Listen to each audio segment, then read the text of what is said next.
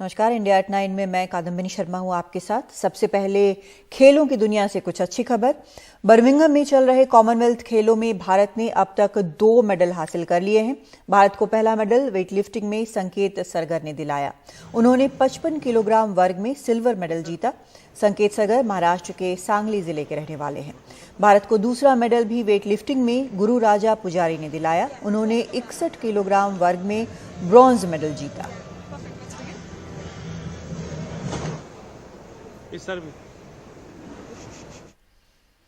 Silver medal जीतने पर संकेत सरगर खुश तो हैं, लेकिन गोल्ड न जीत पाने का अफसोस भी है। उनसे बर्मिंघम में बात की हमारी संवाददाता रिका रॉय ने। संकेत, पहला मेडल है भारत का। मेडल पहन के कैसा लग रहा है आपको?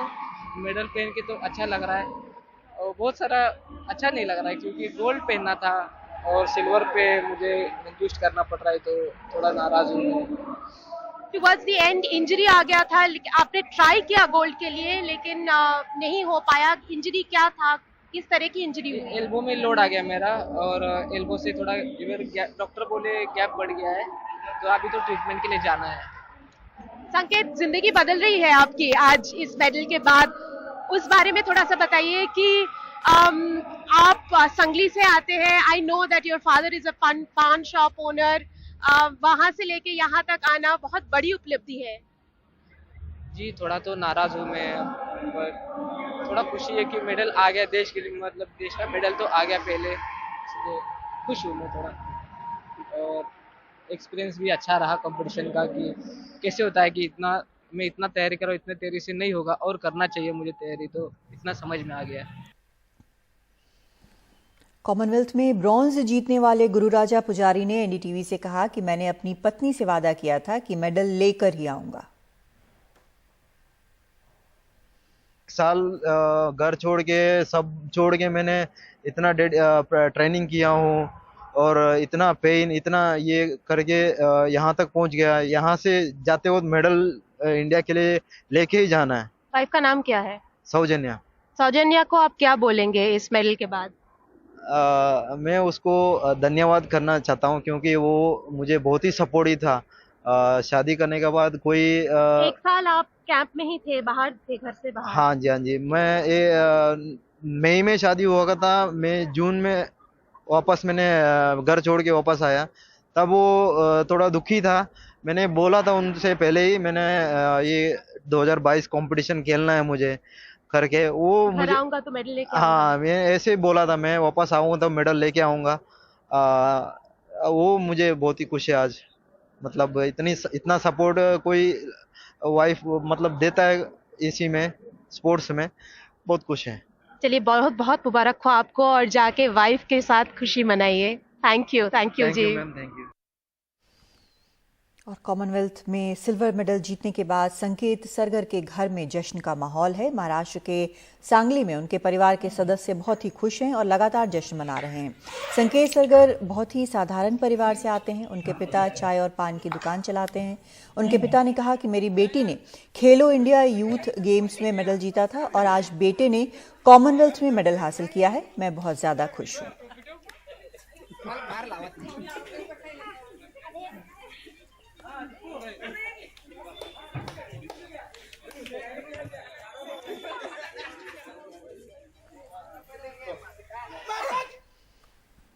रुक करते हैं कुछ और खबरों का। महाराष्ट्र के राज्यपाल भगत सिंह कोश्यारी के एक बयान को राज्य में जबरदस्त बवाल हो रहा है। राज्यपाल भगत सिंह कोश्यारी ने एक कार्यक्रम के दौरान कहा था कि मुंबई और ठाणे से अगर गुजराती और राजस्थानी को निकाल दिया जाए तो यहाँ पैसा बचेगा ही नहीं।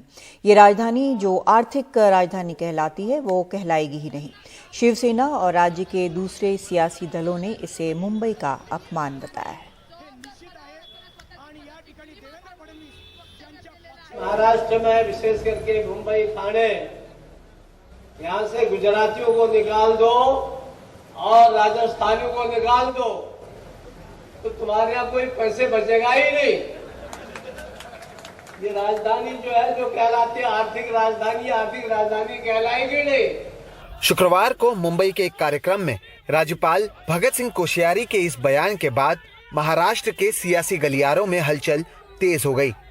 इस बयान को मुंबई और मराठी माणूस का अपमान बताते हुए शनिवार को एनसीपी ने राज्य में कई जगहों पर राज्यपाल के खिलाफ प्रदर्शन भी किया। शिवसेना प्रमुख और महाराष्ट्र के पूर्व मुख्यमंत्री उद्धव ठाकरे ने भी प्रेस कॉन्फ्रेंस कर इस बयान पर सवाल उठाया। उद्धव ठाकरे ने आरोप लगाया कि राज्यपाल लोगों के बीच दरार पैदा करने की कोशिश कर रहे हैं। साथ ही उन्होंने राज्यपाल पर कार्रवाई करने की मांग की। मराठी माणसाच्या मनामध्ये आग तर त्यांनी लावलेलीच आहे। आज मराठी माणूस का मुद्दा उठाकर उन्होंने लोगों को गुस्सा दिलाया है। राज्यपाल राष्ट्रपति के दूत हैं। राष्ट्रपति की बातों को देश भर में ये पहुंचाते हैं, लेकिन अगर यही गलती करें तो इन पर कौन कार्रवाई करेगा। मराठी माणूस और मराठी अस्मिता का अपमान इन्होंने किया है। समानतेने वागणूक देणं हे आपल्या सगळ्यांचं कर्तव्य आहे। महाराष्ट्र सरकार ने इस मामले से अपनी दूरी बनाई। साथ ही मुख्यमंत्री एकनाथ शिंदे और उप मुख्यमंत्री देवेंद्र फडणवीस ने भी राज्यपाल के बयान का विरोध किया। राज्यपाल जी का जो बयान है उसमें हम लोग सहमत नहीं है। हमारे जो हिंदू प्रदेश सम्राट बाला साहब ठाकरे जी की जो भूमिका मुंबई और मराठी माणूस के लिए है वही हमारी शिवसेना की भूमिका है। उनका वैयक्तिक जो उनके बयान है, माननीय राज्यपालजींच्या विधानाशी आम्ही सहमत नाही। राज्यपाल के बयान का हम समर्थन नहीं करते हैं। महाराष्ट्र और मुंबई के विकास के लिए मराठी माणूस का श्रेय सर्वाधिक है। जे कार्य आहे, जे श्रेय आहे ते सर्वाधिक आहे। राज्यपाल के बयान पर विवाद जब ज्यादा बढ़ा तो महाराष्ट्र राजभवन ने सफाई दी। राज्यपाल ने कहा कि मेरे बयान का गलत मतलब निकाला गया है। एक समाज की तारीफ का मतलब दूसरे समाज का अपमान नहीं है। महाराष्ट्र को बनाने में मराठी माणूस का योगदान सबसे ज्यादा है। बिना वजह कुछ राजनीतिक पार्टियां विवाद खड़ा कर रही हैं, लेकिन मैंने कभी मराठी माणूस का अपमान नहीं किया। आने वाले समय में मुंबई, ठाणे सहित महाराष्ट्र के कई जगहों पर महानगर पालिका चुनाव होने वाले हैं और इससे ठीक पहले राज्यपाल की ओर से दिए गए इस बयान को एक राजनीतिक बयान के तौर पर देखा जा रहा है और इसलिए अब खुद राज्यपाल को सामने आकर इस पूरे मामले में सफाई देनी पड़ी है। मुंबई से कैमरा पर्सन धनेश के साथ सोहित मिश्रा, एनडीटीवी इंडिया। पटना में एक कार्यक्रम के लिए पहुंचे बीजेपी अध्यक्ष जेपी नड्डा का जमकर विरोध हुआ। पटना कॉलेज में उन्हें बोलना था, लेकिन आयसा ने उनका जबरदस्त विरोध किया। आयसा के कार्यकर्ताओं ने जेपी नड्डा वापस जाओ के नारे लगाए। असल में आयसा ने नई शिक्षा नीति वापस लेने की मांग रखी है। पटना विश्वविद्यालय को केंद्रीय विश्वविद्यालय का दर्जा देने की भी मांग उन्होंने की है और इन्हीं मांगों को लेकर आज उन्होंने जेपी नड्डा के सामने विरोध दर्ज कराया।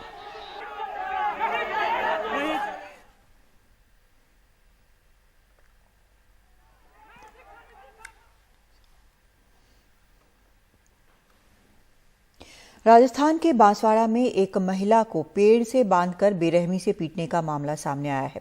बांसवाड़ा के एसपी राजेश मीणा के मुताबिक महिला के पति और परिवार के दूसरे सदस्यों ने शक के आधार पर उसकी पिटाई की। इस मामले में 6 लोगों के खिलाफ केस दर्ज किया गया है, जिनमें से 2 नाबालिग हैं।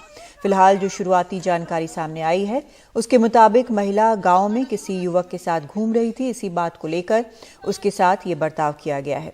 इस घटना पर सवाल उठाते हुए विपक्ष गहलोत सरकार पर हमलावर है। इसमें कल देर रात को एक वीडियो वायरल हो रहा था जिसमें कि एक सब बोल रहे थे कि घाटोल इसमें युवती और युवक को बांधकर उनके साथ मारपीट की घटना हुई।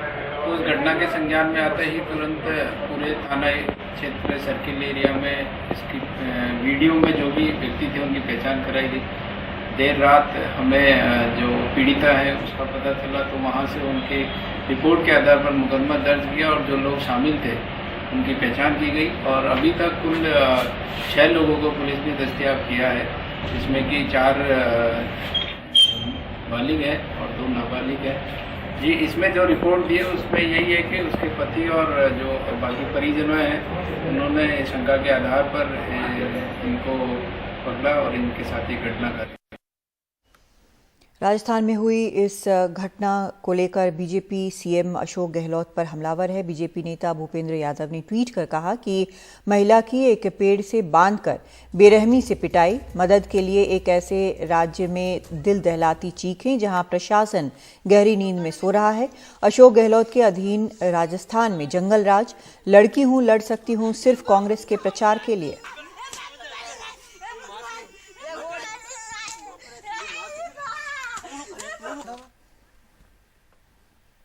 उधर पंजाब में स्वास्थ्य मंत्री चेतन सिंह जोड़ा माजरा के रवैये पर सवाल उठ रहे हैं। दरअसल स्वास्थ्य मंत्री ने जब एक अस्पताल का दौरा किया तो वहां बेड गंदे मिले। इसके बाद उन्होंने vice chancellor doctor Raj Bahadur को उस पर लेटने पर मजबूर किया। इससे आहत होकर डॉक्टर राज बहादुर ने बाबा फरीद मेडिकल यूनिवर्सिटी के वाइस चांसलर पद से इस्तीफा दे दिया। इस्तीफे के बाद मुख्यमंत्री भगवंत मान ने कहा कि वे बहुत अच्छे डॉक्टर हैं, इस मामले को और बेहतर तरीके से हैंडल किया जा सकता था। इस पूरे विवाद पर आईएमए पंजाब ने कहा कि स्वास्थ्य मंत्री ने वाइस चांसलर का अपमान किया है। आईएमए पंजाब ने स्वास्थ्य मंत्री से बिना शर्त माफी और इस्तीफे की मांग की है। वहीं पंजाब कांग्रेस के अध्यक्ष अमरिंदर सिंह राजा वाडिंग ने भी वाइस चांसलर से मुलाकात की। उन्होंने कहा कि मैंने उनकी आंखों में बेबसी देखी, पूरा पंजाब उनके साथ खड़ा हुआ है। ਕੰਮ ਦੌਰਾਨ ਤਲਖੀਆਂ ਹੋ ਜਾਂਦੀਆਂ ਨੇ, ਪਰ ਮੈਂ ਇਹ ਵੀ ਗੱਲ ਮੰਨਦਾ ਕਿ ਇਸ ਮਾਮਲੇ ਨੂੰ ਵਧੀਆ ਤਰੀਕੇ ਨਾਲ ਵੀ हैंडल ਕੀਤਾ जा ਸਕਦਾ है। मध्य प्रदेश के रतलाम में एक मेडिकल कॉलेज में जूनियर छात्रों की रैगिंग का वीडियो सामने आया है। इसमें कॉलेज के सीनियर जूनियर छात्रों को लाइन में खड़ा कर उन पर थप्पड़ बरसा रहे हैं। इतना ही नहीं, जब रैगिंग की शिकायत मिलने पर वार्डन वहां गए तो कुछ छात्रों ने उन पर शराब की बोतलें फेंक दी। रैगिंग की घटना के बाद कमेटी ने आरोपी सीनियर छात्रों को 6 महीने के लिए कॉलेज से सस्पेंड करने और हमेशा के लिए हॉस्टल से निकालने की सिफारिश की है। इसके साथ ही आरोपियों पर केस दर्ज करने की सिफारिश भी की गई।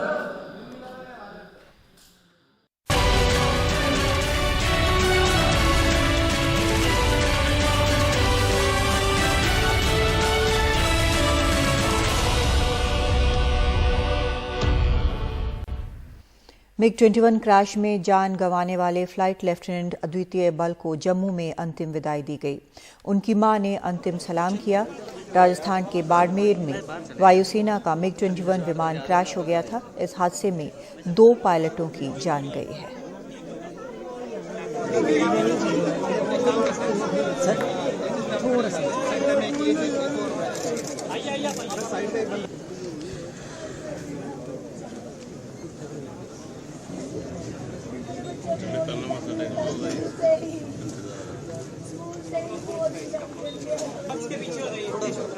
पीछे हो जाइए, मार चली गई।